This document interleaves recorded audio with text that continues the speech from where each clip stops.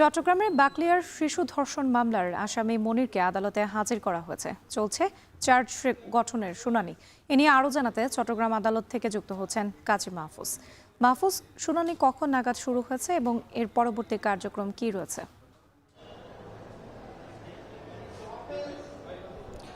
রাত্রি চট্টগ্রামের বাকলিয়ায় চাঞ্চল্যকর শিশু ধর্ষণের ঘটনায় অভিযুক্ত মনিরকে আমরা দেখেছি সকাল 10টার ঠিক 10 মিনিট আগে চট্টগ্রাম আদালতে হাজির করা হয়। এর পরপরই কিছুক্ষণ আগে অর্থাৎ 15 মিনিট আগে মূলত তাকে শিশু ধর্ষণ অপরাধ দমন ট্রাইব্যুনালে হাজির করা হয়েছে। এই মুহূর্তে শুনানি কার্যক্রম চলছে।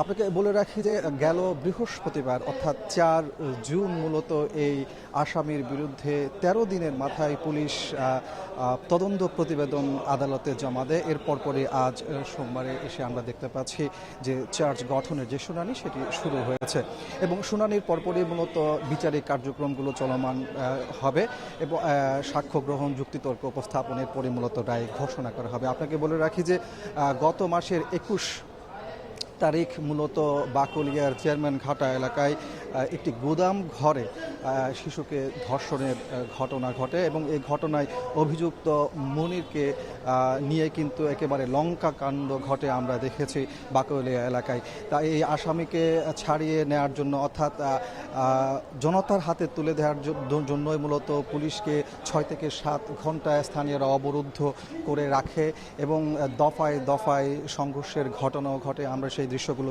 ওই সময় দেখানোর চেষ্টা করেছি।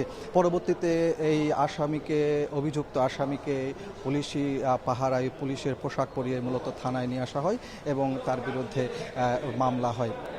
আপনি জানেন যে সাম্প্রতিক সময়ে কিন্তু এই শিশু ধর্ষণের ঘটনাগুলো বারবার ঘটে যাচ্ছে এবং ঢাকাতে আমরা দেখেছি যে রামিসা হত্যাকাণ্ড, শিশু ধর্ষণ এবং হত্যাকাণ্ডের পর এবং এটা নিয়ে বেশ চাঞ্চল্য তৈরি হয়েছে। এরপর পরে কিন্তু আমরা চট্টগ্রামে একই ঘটনা দেখেছি এবং এখানে যারা ভুক্তভোগী আছেন, সচেতন নাগরিক সমাজ আছেন, তারা বলছেন এই ধরনের ঘটনাগুলো যেন দ্রুত বিচার ট্রাইব্যুনালের মাধ্যমে বিচারিক কার্যক্রম সম্পন্ন করে এবং অভিযুক্ত আসামিদেরকে সর্বোচ্চ শাস্তি মৃত্যুদণ্ড দেওয়া হয়, যাতে এটি দৃষ্টান্ত হয়ে থাকে। পরবর্তীতে কেউ যেন এই ধরনের শিশু ধর্ষণ, শিশু নির্যাতন, নারী নির্যাতন এমন ঘটনার পুনরাবৃত্তি না করে এবং সাহস করতে না পারে, সেই বিষয়ে কিন্তু ভুক্তভোগী পরিবারগুলো একই সাথে সচেতন নাগরিক সমাজ সেই দাবি তুলেছে। আমরা এখানে আসার পরও একই কথা শুনছি, অভিযুক্তরা কিন্তু এই অভিযোগটা আমাদের কাছে তুলে ধরেছেন।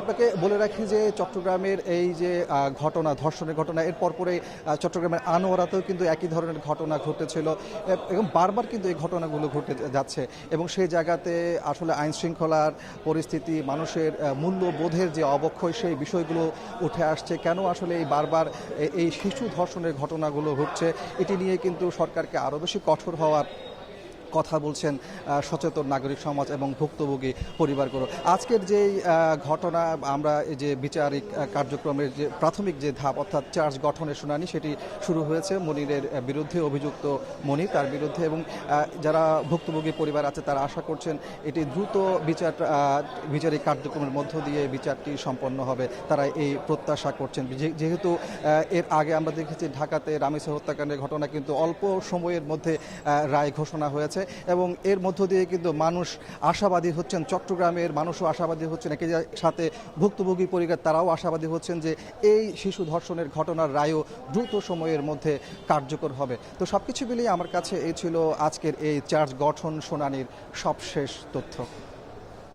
শিশু ধর্ষণ মামলার আসামি মনিরকে আদালতে হাজির করা হয়েছে এবং একই সাথে চলছে চার্জ গঠনের শুনানি নিয়ে বিস্তারিত জানাচ্ছিলেন কাজী মাহফুজ।